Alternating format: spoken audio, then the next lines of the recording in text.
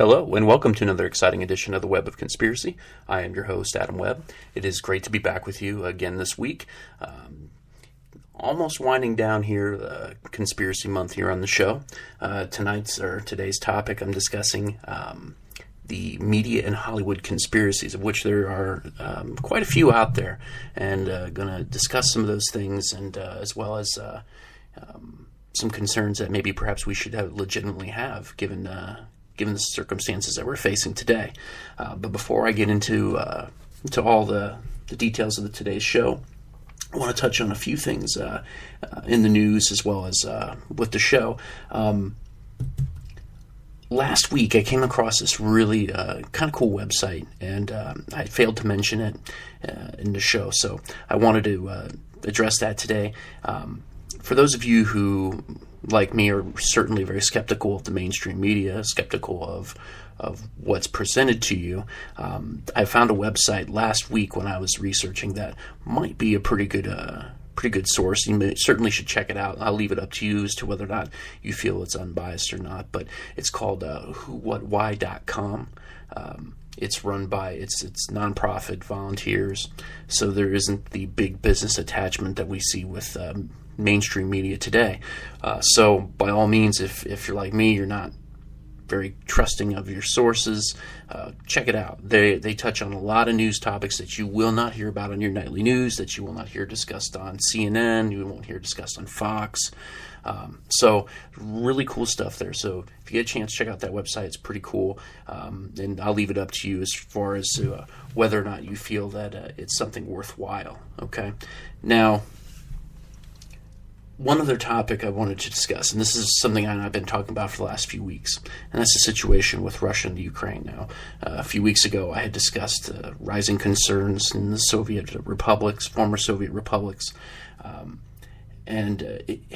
I certainly, while I don't have any more information to pass along in terms of what I know from people on the inside, what I do know is that it's been reported even in the mainstream that Putin claims that he's going to respect the upcoming presidential elections in the Ukraine. However, he is concerned about a potential for a civil war with this state coup that's backed by the United States.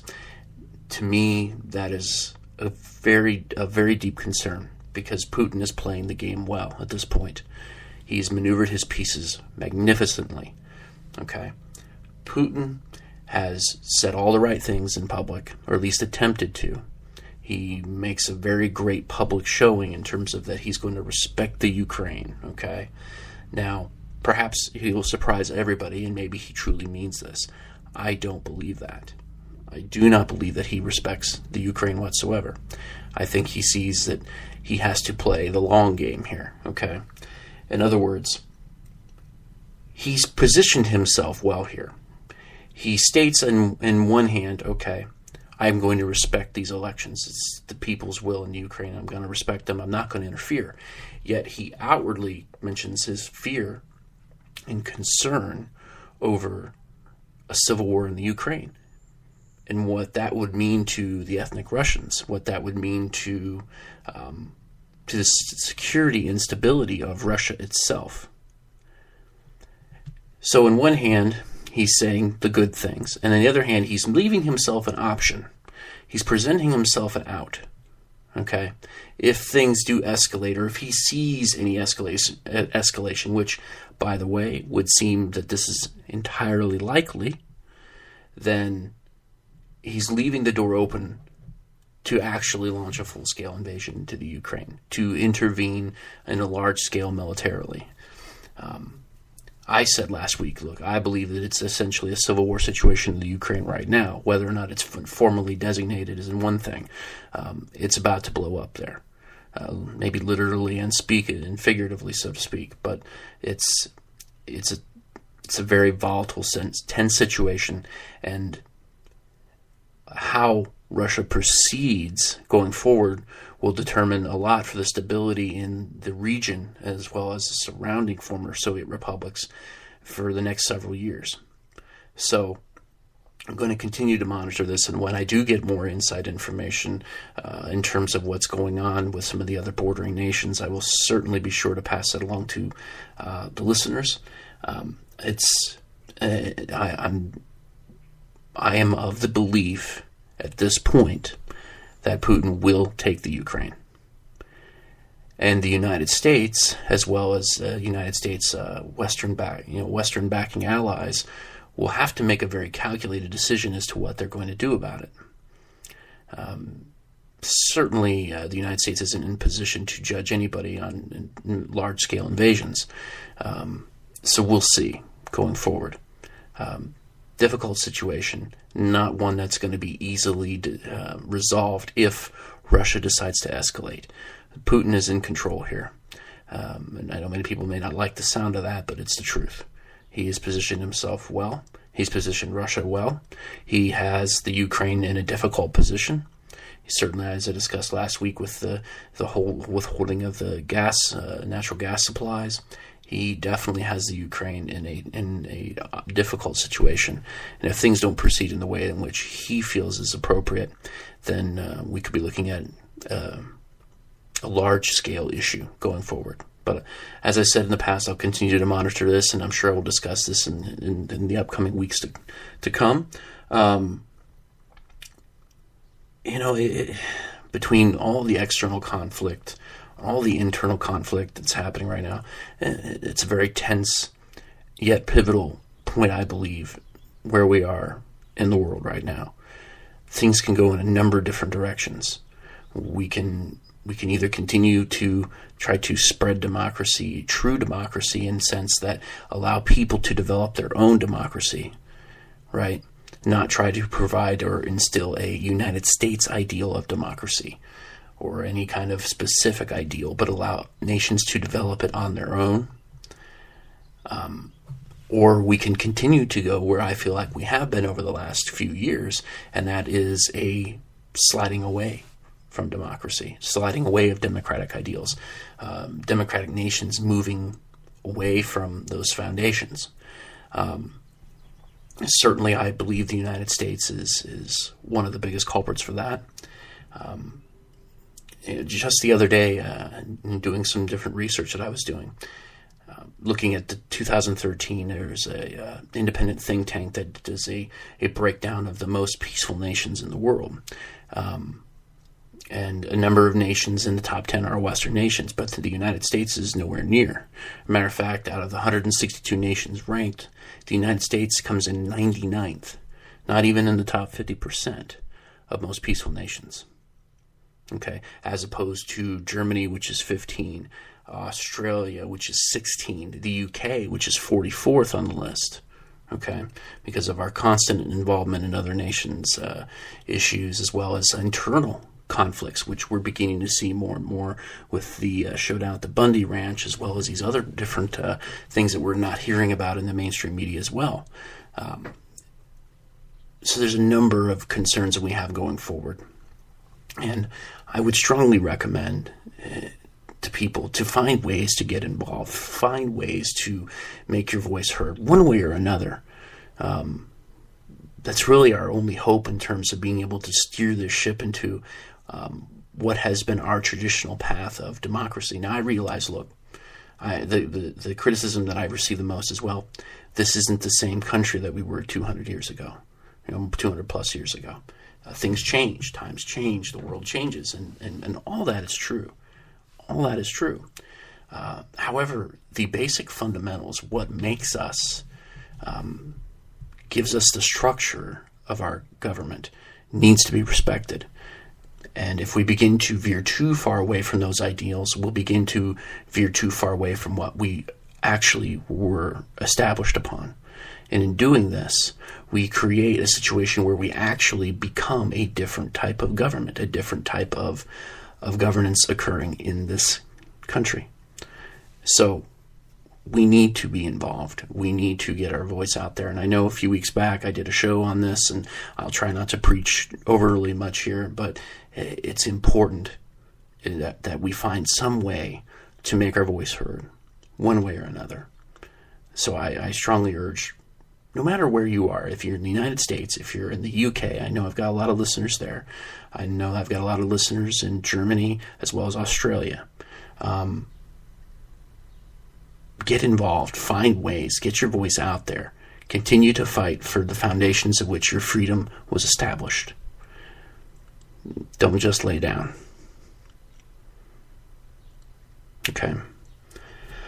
Okay. Well, transitioning a little bit here, but perhaps not that much.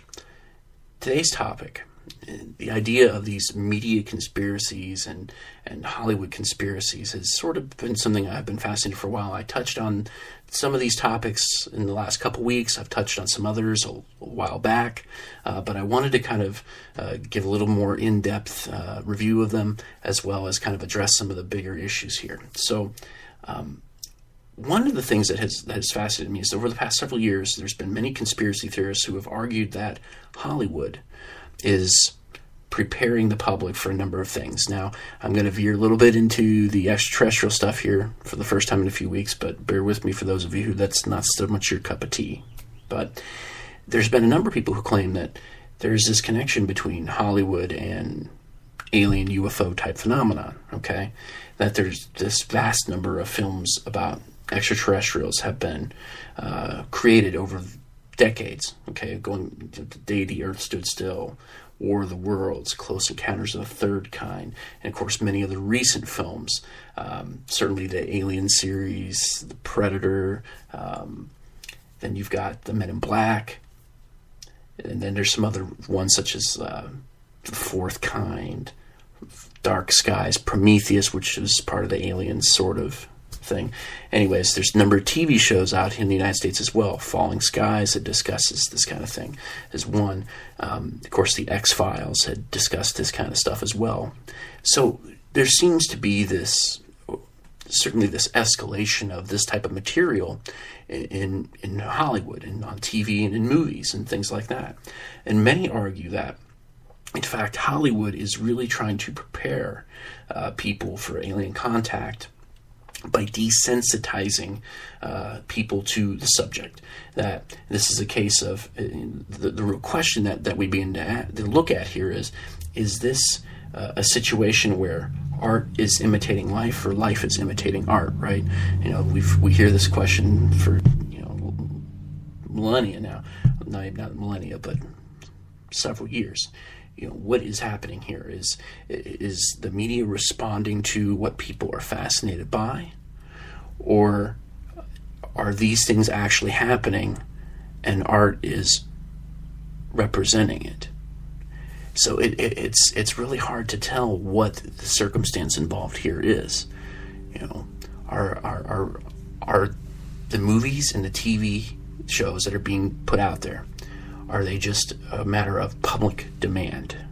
That we just happen to have a few creative individuals who had this great story that wound up appealing to a large enough group of people to make something of entertainment value to a certain degree that would be able to catch on to a large number of people? Or were these individuals creating this given instruction to create this type of material because it is of importance to a larger group that we begin to become desensitized to these types of subjects?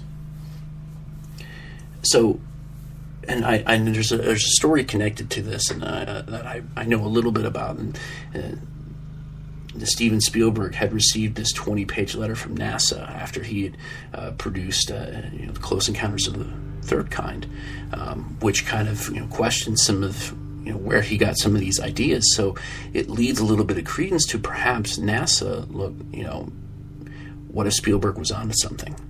What if Spielberg, used information from the government, used information from NASA, had some type of information fed to him that allowed him to create this movie that seemed to, one way or another, gather the attention of millions of people? So we begin to look at this idea of this, perhaps there's this government influence in Hollywood, okay? It is argued that the government wants to slowly prepare for disclosure and is influencing Hollywood, by providing information for TV and films. Doing this will desensitize people. The shock, and then comes the shock of disclosure one way or another, whether it's by the government or some other force, that when this disclosure happens, that it won't be as severe. People won't panic the way they did during the War of the Worlds episode a number of years ago now, when entire cities went into panic thinking that there was a full-scale Martian invasion.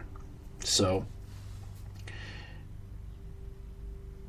the other side of the coin in this is that perhaps all this is being done to minimize the impact of eyewitness testimony and personal experiences with this, and try to relegate it as imagination, right? Perhaps by putting all this material out there, the government can say, well, look, see, these people, they're just being influenced by what they see on TV and what they see on movies. They're not all together.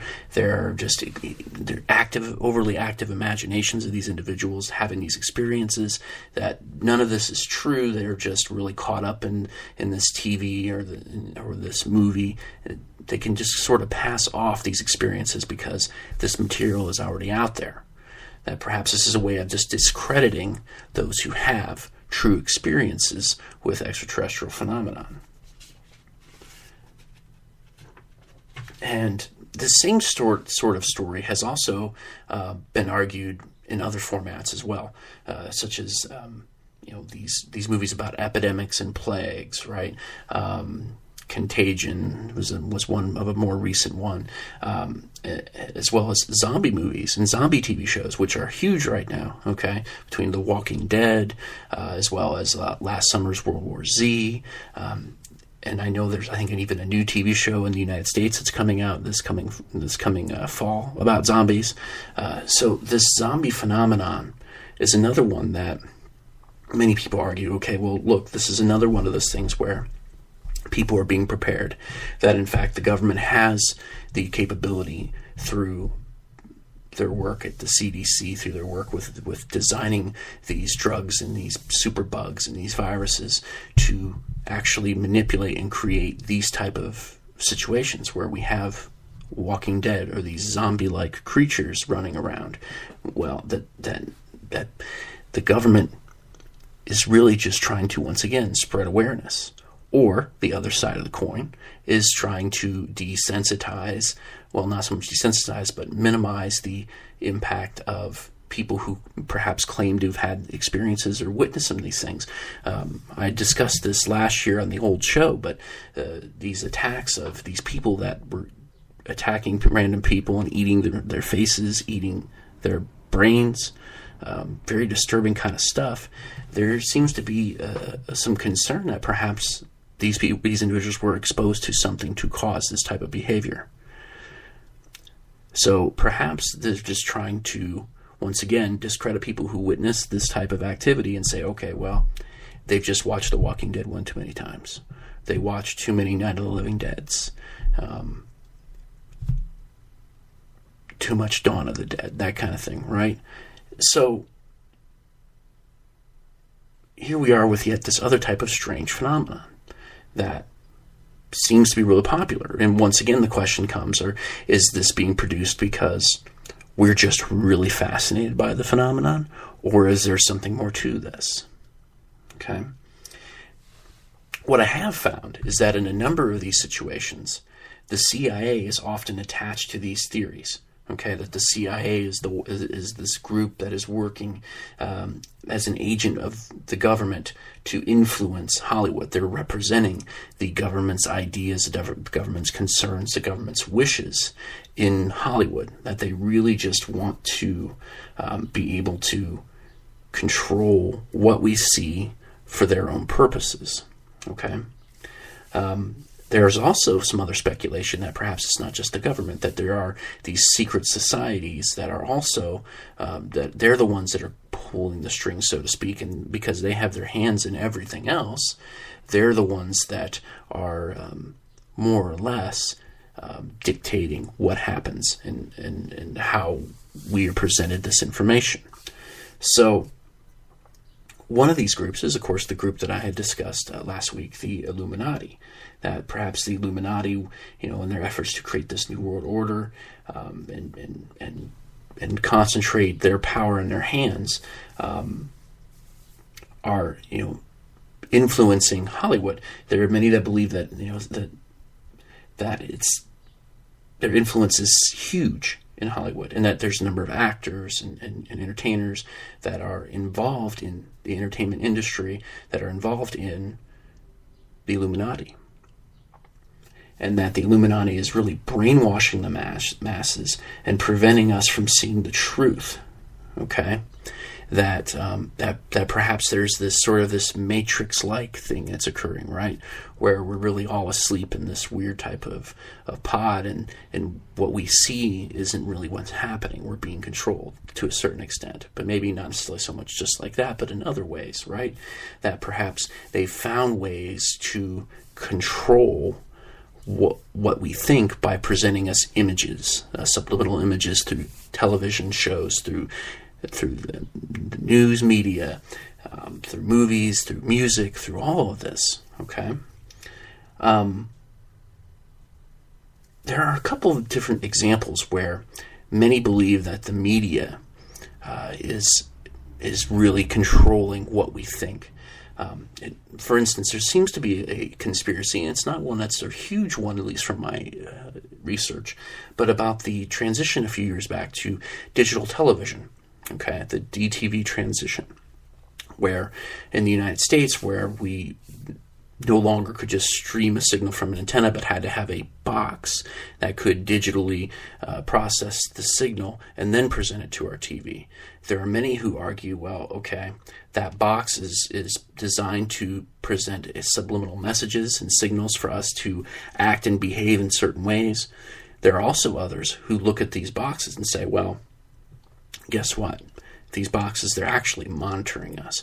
And they're monitoring, and they can see what we do, that there's hidden cameras and that kind of thing. Well, in some respects, I certainly wouldn't be surprised if the boxes do monitor, certainly have the ability to determine what we're watching at any given time, I would imagine. So is it such a stretch to think that perhaps there's some other type of monitoring technology within these boxes? It certainly leaves one a little bit concerned, right? To think that perhaps you could be seen. It's no different than hackers who can access webcams on your computers and your laptops, and so if you leave your computer up or you leave your laptop open, and it could be turned on without you even noticing. Perhaps these cable boxes and these other digital cable adapters have the same kind of ability, that there is some sort of hidden camera in which this information is being fed back to the NSA or some of these other groups, and answering to perhaps either the government or some other secret society like the Illuminati, something along those lines, right? So there's a number of reasons to be concerned about that. The other thing, when we're talking about the news media, okay, and I typically am very critical of the news media, and I don't think that'd be any real surprise to anybody who's been listening to the show for a while now. I question the truth in terms of what's presented to us. That being said, is everything that we're being told on the news a lie? No, I don't believe that's the case. I do believe that we're getting a degree of truth presented to us. That's how you lie the best. The best liars, the ones who are the most effective liars, are the ones who can present the lie with some truth embedded. Just enough truth so that it cannot be denied. Okay? So you present a certain degree of truth in terms of, for instance, these reports coming out of Russia about Putin in the Ukraine, right? There's truth in there. How much truth? Hard to say. Perhaps that's being manipulated to rile up people in the West, to stir up concern. Okay? Now, I would tend to disagree with that just because of the information that I have from a very reliable source, that's not necessarily the case, that there really isn't a conspiracy going on here, that there is something happening there. Okay? So,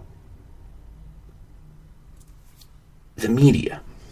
The thing that we have to look at when we talk about the media, okay, in countries like Russia, right, or in these other, communist nations, former communist nations, where China, for example, the media is controlled by the government, right? Outwardly controlled by the government. The government expressly directs its concerns over what the media possesses, what it shows, what it doesn't show. Very outwardly controlling. So the media is often viewed in those areas as being a farce. Nothing to be respected. It's just a propaganda machine, right? When we look at the West, okay, and we assume that, well, because these are democratic nations, that this information is free, that it's not being controlled in any way. Yet what we have to ask ourselves is, who controls the media in the West, such as the United States? Well, that's news corporations, businesses, big businesses, multi-billion-dollar businesses control the media in the United States. So, okay, that leads us to the next question. If these multi-billion-dollar companies control the media in the United States, are we getting the truth, or are we getting a version of the truth that fits them or their interests, their business interests, for example? Are perhaps certain stories not being reported on certain networks because it would damage their credibility or damage their network? Well, that's happened. That has happened on multiple occasions. So the next question we have to ask is, well, perhaps these news corporations are in bed with the government. What if they're working together and given a certain degree of leniency, tax breaks, FCC leniency, that they will present stories and present information in a way that is more favorable to the government, that will make the government appear stronger, better, whatever case may be. And in exchange, these huge corporations get tax breaks, get tons of different perks that go along with, and certainly maybe some leniency with the FCC and not having necessarily follow all FCC regulations, the Federal Communications Commission. So, and this can be extended as well to radio as well, because radio is often controlled by these huge companies, and then they dictate what's often said there, right? A prime example I think that you could look at would be what Coast to Coast AM is right now with the premier radio networks. I know many people love Coast to Coast. There are many who are, at this point, don't like it as well as they used to, but it's controlled by a huge media conglomerate, as well as a lot of these other talk shows that are controlled by huge media conglomerates such as Clear Channel and all these kinds of things. How free are they really? How free are the shows that are broadcast on these huge networks? Are they really presenting information the way it should be? Or are they being told that they have to present information in a certain way, in a certain light? Oh, we can't discuss this because this makes our parent company look bad. We have to really be careful here. So from a listener standpoint, we have to begin to question, right? If these are true, if these conspiracy theories have any truth in them, well then, how certain can we be about anything that we're being fed in the mainstream media? Well, that's an excellent question. And it reminds me of this movie. It came out, I think it was in 1976. It's an older movie, now at this point anyways, called Network, where this anchor was trying to speak out about the things that were going on behind the scenes in news and how it was manipulated and all these things, and he was marginalized by the company, by the organization involved, by the network. Okay, I think of that movie often when I think about where we're at today, and perhaps there was something sort of prophetic, or perhaps it was already trying to warn us about where our media was going. But we have to look at this and think, well, perhaps there is something here. Perhaps the information that we're being given isn't legitimate. That's why I urge everybody to go out and seek their own information and try to look for what is true. And that's tough, because you when you also go into the other end of the spectrum, where you really delve into this conspiracy theory type of stuff, some of the stuff is just almost too outlandish and perhaps a little too crazy, even for my tastes. And I try to be very open-minded about all of this. So we have to begin to really question, these extremes, and we have to try to find our way through this. And that's why I don't pretend to know all the answers to these questions. I'm not going to. And I'm not going to pretend to try to force anybody to believe the way that I do. But what I do think is that we need to approach all this kind of information with an open mind, and we need to discern for ourselves what we believe is true and what is not true. Okay? Because as history has shown us, okay, the victors write the story. What we believe our truth to be is what our truth is. What we don't believe it to be is what it ends up being, a lie. Whether or not that's the case or not, it's a question of what we choose to believe. So I strongly urge my listeners to make up your own minds about what you believe is out there and about who you think you can trust your news being delivered from. I would prefer my news coming from nonprofit sources as much as possible. I am very skeptical of the mainstream media. I'm very skeptical of the agenda involved. I'm of the belief anymore that when we're talking about politics in the United States and all these things, that really they're just two sides of the same coin between the Democrats and Republicans. I've been advocating for multiple parties other than these two for a number of years now, and I stand by that. If we're going to have any sort of real choice and force any kind of change in this dynamic, that is going to be key. But nevertheless, the media, how reliable is it? Can't say. I don't know. I know how I believe. I believe it's maybe half the time reliable, which is bothersome, right? When I discussed these different conspiracies last week, when I discussed, or I think it was a week or two ago now, when I discussed the Boston Marathon bombing and I discussed the Sandy Hook shootings, right? Sandy Hook, there was so much false information being put out there. It was ridiculous. Trying to figure, and it was being put out there by the major networks. And in an effort to grab attention and grabbing headlines, they're putting out blatant lies, blatant fallacies. The kind of thing that you would look at in the 1960s, Walter Cronkite, at least I would hope, would never have engaged in any of that type of thing in the time. I can't say definitively that he didn't, but nevertheless, you look at this type of thing, and the misinformation that's produced is epic. It's on an epic scale, and it's all being done to make money and to influence the way that we think. Anybody who watches MSNBC knows that the push is to the left. Anybody who watches Fox News knows that the push is to the right. Okay? There's not a huge attempt to be nonpartisan. The concern isn't there so much. So we're looking at what's happening in Hollywood and these weird things that were being presented, as well as all these other conspiracy movies that are occurring in Hollywood, right? What if Hollywood is controlled? What if the media is controlled? Now, I would certainly believe that the media is controlled to a certain degree, absolutely. But what if Hollywood is too? What if everything that we're being shown is either to sedate us, to misinform us, or to prepare us for these strange events?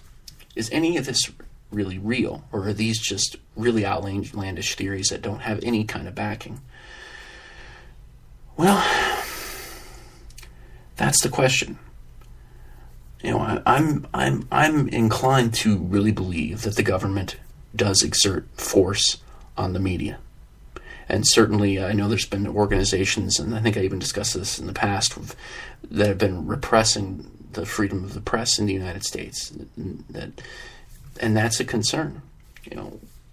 So we have to begin to look at the situation and think to ourselves, what is going on? I don't know. Perhaps there is a greater thing going on here. The Hollywood stuff, well, hey, I don't know. It certainly could be. Wouldn't surprise me if it wound up being true. But I'm not sure that I buy into it wholeheartedly. But the media stuff, that is the concern to me, certainly at this point in time. I believe that there's a greater possibility of that being truthful in terms of the conspiracy theory there. But as I say, seek out on your own. Don't be force-fed. Don't be force-fed the same garbage. Seek it out. And yes, in seeking out, you're going to come across other garbage. And it's not an easy thing to do. But I would urge all my listeners to seek the truth out for themselves in any type of story that's out there. Okay, well, that's what I have for you this week. Now, next week, I'm going to conclude this conspiracy month, so to speak, with the Bilderberg Group. Now, I'm under the understanding now, and we'll see if I'm wrong or not, but I'm under the understanding that the next Bilderberg meeting will actually occur starting approximately on the 29th of May and will last until June 1st. Now, that's my understanding. I was under the belief that it would be at the end of May, and that's from the last word I've heard through the grapevine, that's when the group is holding its next meeting. I discussed the meeting last year on my old show. I'm going to discuss it again this year, perhaps present some new material as well. So I'm really excited about that show. For those of you who aren't familiar with the Bilderberg Group, I'll certainly give you a pretty good degree of background there with it as well. But that is an interesting organization, and I will be getting into the Bilderberg Group next Friday. I will be back with you again next Friday. So once again, I just want to thank everybody who continues to listen and support the show, as well as those who reach out to me through email and through Facebook, Twitter, Google+. If you haven't checked any of that, check all those out and follow the show on there. Need as many followers as I can. Also, I know a number of you listen to the show via the podcast and the download through iTunes, but also check out the show on Spreaker, which is who I originally broadcast through, as well as on Stitcher, because I'm on Stitcher Radio, and I'm working on some other things, hopefully going into the next few months. I know I've said this for a while now, but I've got some other plans going forward. So hopefully when I get closer to those things coming to fruition, I'll discuss them with you and give you a little more detail. But once again, next week, Bilderberg Group. So really excited about that show. It's a fun show. Okay, well, once again, thanks everybody for listening, and have a great week.